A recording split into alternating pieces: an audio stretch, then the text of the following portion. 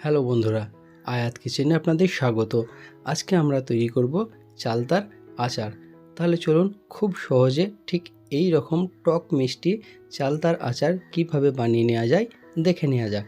তার জন্য এই যে একটি চালতা নেওয়া হয়েছে, এটিকে কেটে নিতে হবে। আর চালতার ভেতরে ফুল থাকে, ফুলটিকে অবশ্যই বাদ দিয়ে দিতে হবে।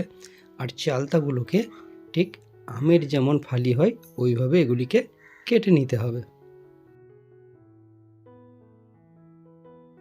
কাটা হয়ে গেলে এগুলিকে ভালোভাবে জলের মধ্যে নিয়ে ধুয়ে নিতে হবে।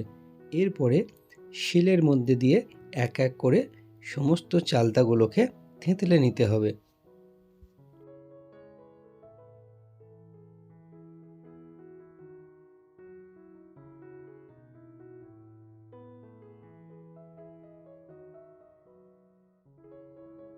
সব চালতা থেঁতলানো হয়ে গেলে এরপরে কড়াইয়ের মধ্যে তেল দিয়ে তেলটিকে গরম করে নিতে হবে।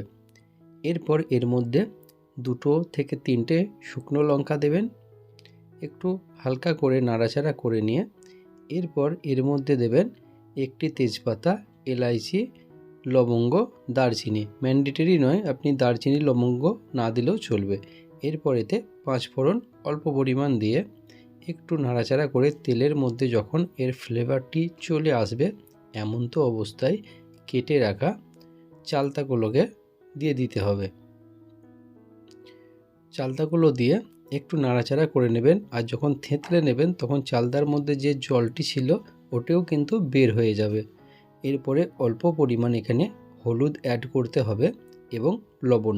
হলুদটা কিন্তু খুবই অল্প পরিমাণ ইউজ করবেন, 1 চা চামচের হাফের থেকে কম আপনি কোয়ান্টিটি অনুসারে দেবেন।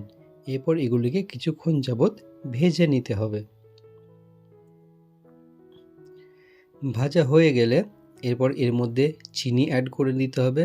চিনি দিয়ে কিছুক্ষণ নাড়াচাড়া করে নেওয়ার পর এখানে অ্যাড করতে হবে খেজুর গুড়।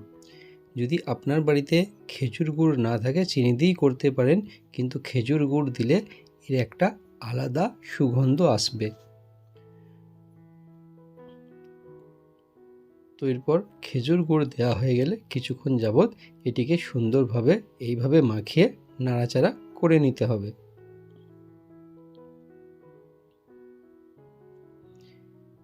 কিছুক্ষণ ছেড়ে দিতে হবে, একে ফুটতে দিতে হবে। এমন তো অবস্থায় এখানে জল অ্যাড করে দিতে হবে।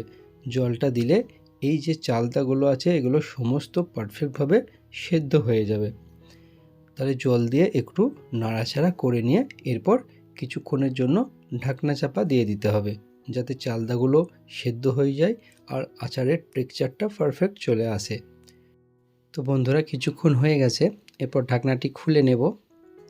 আর দেখতেই পাচ্ছেন আমাদের চালতার আচার কত সুন্দর তৈরি হয়েছে, এর টেক্সচারটা পারফেক্ট চলে এসছে। তো বন্ধুরা এটি খেতে হবে ঠিক টক মিষ্টি।